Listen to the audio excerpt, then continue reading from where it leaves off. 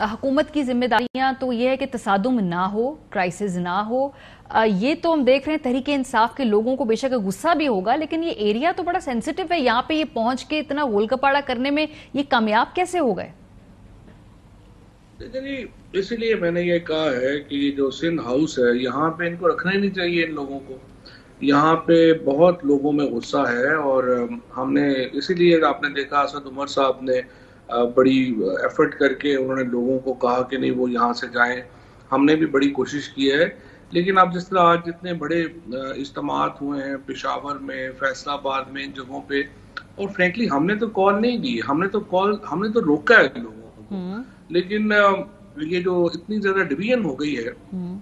और लोगों को इतना गुस्सा है इन ये जो जमीर फरोश सारे गए हैं हम्म। कि इसके ऊपर फ्रेंकली मुझे नहीं पता कि हम किस तरह से इनको सर, रोक आपके सकेंगे। एमएनएज हैं, एमएनएज जो हैं वो ठीक ठाक होशमंद लोग होते हैं। चले वो जो लड़के हैं बेचारे जो पार्टी के कारकुनान, उनको फिर भी डिस्काउंट कर दें। एमएनएज तो समझदार होशमंद लोग हैं, वो जाके गेट तोड़ रहे हैं। कोई पार्टी ने पूछा उनसे? बिकॉज लगता ये है कि पार्टी की इमा पे वो ऐसे कर रहे हैं गालिबन। नहीं, मैंने इसको भी कहा है कि ये ना करें, और इसीलिए वहां पे कुछ हुआ नहीं है। अदरवाइज तो लोग तो बड़े जज्बाती थे और वहां पे नुकसान भी हो सकता था, लेकिन ये हमारी एफर्ट ही है जिसकी वजह से कोई तसादुम नहीं हो। इसमें यह भी है कि फवाद साहब, अगर पीएम साहब एक ट्वीट कर दें या एक वीडियो पैगाम भेज दें या कोई बयान दे दें कि जी इस तरह से तशद्दुद से आप लोग जरा परहेज करें, जमहूरी तरीका है, उस तरीके से हम करेंगे, ये एक स्टेटमेंट पीएम साहब दे दें तो फिर ये जरा डिफ्यूज हो जाएगी सिचुएशन। आपका ख्याल है थोड़ा गुस्सा लोगों को समझ में आ जाएगी कि ये रास्ता नहीं इख्तियार करना? नहीं, हमने तो कहा है, वज़ीर आज़म साहब ने तो आज भी यही बात कही है और उनकी जो बयान है वो चला है आज सारी टीवियों के ऊपर भी। हमारी जो आज सियासी पार्टी कमेटी की मीटिंग हुई थी उसमें ये बयान चला है। लेकिन इस वक्त इशू यही है कि मसला ये है कि देखिए लोगों में बड़ा गम और गुस्सा है और जो सिचुएशन है, मैं तो समझता हूँ कि ये सिंध हाउस में जो इन्होंने किया है, और फिर वहां पे बड़ी अजीबोगरीब हालात है। वहाँ रोज पार्टीज होती हैं, म्यूजिक ऑन हो रहा होता है, वहां पे सामने चीफ जस्टिस साहब का घर है और वहां पे ड्रिंक्स जो हैं उनका बड़ा इशू चल रहा है। एक पूरा उन्होंने तो इसको एक बाजार ही बना दिया है। सो इसलिए मैं समझता हूँ कि इसके ऊपर इनको भी जरा अपनी बात, इसको भी सोचने की जरूरत है। इनको नहीं चाहिए कि इन जगहों पे ये बिल्कुल सर, और ये भी नहीं चाहिए लोग के कानून अपने हाथ में ले लें और खुद इंसाफ या जस्टिस जो है या कोई विजिलेंटिज्म होना शुरू हो जाए कि हमें ये बात पसंद नहीं आ रही तो हम खुद अपना इसके फैसले कर लेंगे। फोरम्स मौजूद हैं। ये जो आज आप लोग ने ट्वीट की है, ये जो फैसला किया है हुकूमत ने कि आर्टिकल 63A की तशरीह के लिए सुप्रीम कोर्ट में आप लोग जाने लगे हैं, सो इसमें आपको किस तरह की वजाहत चाहिए है? क्योंकि ये बात तो भी मैंने आज दोबारा कानूनदानों से बात की, उन्होंने कहा ये बात तो ऑलमोस्ट तय है कि वोट डालने के बाद ही अगर डिस्क्वालिफिकेशन होगी तो वो होगी, उससे पहले नहीं हो सकती। फिर इलेक्शन कमीशन का भी इसके अंदर किरदार है। शो कॉज नोटिस आज आप लोगों ने जारी कर दी, चले वो कानूनी आपने अपनी जो है वो जिम्मेदारी पूरी की है, लेकिन फिर सिर्फ इस बात के ऊपर आपको वजाहत चाहिए होगी ना कि ये नाअहली 5 साल की होगी या ताहयात होगी, बाकी तो क्लैरिटी है। कोई क्लैरिटी नहीं है। मुझे नहीं पता आपने किन कानूनदानों से बात की है, क्योंकि डॉक्टर बाबर अवान का पॉइंट ऑफ व्यू मुख्तलिफ है, इसी तरीके से और बहुत सारे जो लॉयर्स हैं उनका पॉइंट ऑफ व्यू जो है वो मुख्तलिफ है। वो ये है कि ये नहीं हो सकता कि एक आदमी पिस्टल लेके गोली मारने लगे तो आप कहें कि नहीं, ये जब तक गोली नहीं मार लेता ये ऑफेंस नहीं होगा और इसको प्रिवेंट नहीं किया जा सकता। सो जो कॉन्स्टिट्यूशनल स्पिरिट है वो डिफीट होती है और इस पॉइंट को काफी जो लॉयर्स हैं उन्होंने उसको लिबरेट किया है।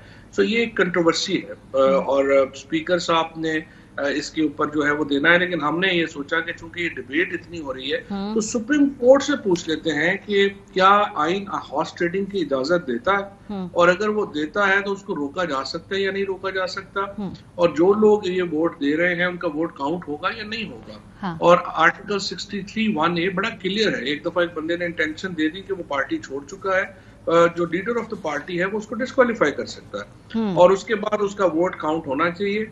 ये एक कंट्रोवर्सी। और दूसरा, सुप्रीम कोर्ट के 5 रुकनी बेंच ने ये फैसला दिया हुआ है कि जहां पर डिस्क्वालिफिकेशन की मुद्दत का तयन नहीं है वो डिस्क्वालिफिकेशन फॉर लाइफ होगी। तो ये जो आर्टिकल 63 की डिस्क्वालिफिकेशन है ये फॉर लाइफ होगी या सिर्फ एक इलेक्शन के लिए होगी? ठीक है, ये बात आप जो कह रहे हैं कि ये क्लैरिटी, लेकिन इसमें एक और बात भी है। स्पीकर साहब ने ऑन रिकॉर्ड मशवरा मांगा था जब अपनी पार्लियामेंट के अंदर जो कानूनी टीम थी और जो सेक्रेटेरिएट से, तो वहां से उनको यही जवाब आया था, जो मुशावरत की थी कि नहीं रोका जा सकता। ये क्लियर जवाब आगे से आया था ये स्पीकर सेक्रेटेरिएट। कोई ऐसा जवाब नहीं आया था, ये सिर्फ आपने जियो का टिकर देखा होगा। नहीं, ये अखबार में और मीडिया पे रिपोर्ट हुआ। अगर आप कह रहे नहीं हुआ तो हम क्लियर कर लेंगे, बस इसको एड्रेस कर लें। जियो का टिकर था, फिर जंग में खबर छपी थी, वो तो ना रेफर किया करे, वो तो नून लीग की पार्लिमानी पार्टी की आप समझेंगे मीटिंग में फैसला हुआ था। ठीक है, आप कह रहे हैं कि इस तरह का कुछ नहीं हुआ था। ठीक है, थोड़ा सा आगे बढ़ते हैं, लेकिन इसकी एक सियासी भी तो रिपरकशन है ना। फॉर एग्जाम्पल, अगर ये लोग डिस्क्वालीफाई भी कर देते हैं, आप इनको वोट नहीं भी डालने देते, फिर भी फवाद साहब क्या फिर नंबर आपके पास मुकम्मल होगा? अगर इनको आप समझते हैं कि जी ये डिस्क्वालीफाई भी हो जाएं, फिर भी क्या वोट ऑफ कॉन्फिडेंस के नंबर्स जो होंगे वो उसमें पीटीआई कंफर्टेबल है? तो वोट ऑफ कॉन्फिडेंस तो फिर 4 महीने या 6 महीने बाद होना है, तो उस वक्त तक तो नए लोग आ चुके होंगे, कोई प्रॉब्लम नहीं। नए लोग से मुराद नए लोग सेलेक्ट इलेक्शन कराएंगे फिर इन सीटों के ऊपर? आप बाय इलेक्शन, जाहिर है उन सीटों पे बाय इलेक्शन होंगे जो सीटें खाली होंगी। अच्छा, ठीक है। लेकिन ये तो इस वक्त हम कुछ और बातें सुन रहे हैं। हम तो -1 फॉर्मूले की बात सुन रहे हैं, खान साहब के बाद के सिनेरियो की हम बात सुन रहे हैं। शहबाज साहब कहते हैं कि खान साहब को लैदा कर लें, कौमी हुकूमत कर लें, तो ये इलेक्शन बाय इलेक्शन मोड कहां से आ जाएगा? शहबाज साहब को तो मेरे ख्याल फौरी तौर के ऊपर किसी सीरियस डॉक्टर्स की जरूरत है। इमरान खान के बगैर देखिए, इस वक्त तो पाकिस्तान में एक ही नेशनल लीडर है जिसका नाम इमरान खान है, और इमरान खान को माइनस किए करके अगर आप पाकिस्तान की सियासत मुकम्मल नहीं है तो पीटीआई तो खैर है ही इमरान खान का नाम। सो मेरा ये ख्याल है कि ये जो भी बेवकूफाना बात जिसने भी की है उसका तो दिमागी मुआयना होना चाहिए। अहम तरीन खबरें अब एक क्लिक की दूरी पर, हर लम्हा बाखबर रहने के लिए सब्सक्राइब करें हमारा YouTube चैनल। अपने मोबाइल फोन से मुल्की और बैनुल-अक़वामी अहम खबरों तक रसाई के लिए डाउनलोड कीजिए मोबाइल ऐप। बामसूख ज़राए से मुसद्दिका खबरों, तज्ज़ियों और तबसरों से मुस्तफीद होने के लिए विजिट कीजिए पाकिस्तान की सबसे बड़ी न्यूज वेबसाइट। ARY न्यूज पहुंचा रहा है खबरें सबसे पहले आप तक, ताकि आप रहें हर लम्हा बाखबर।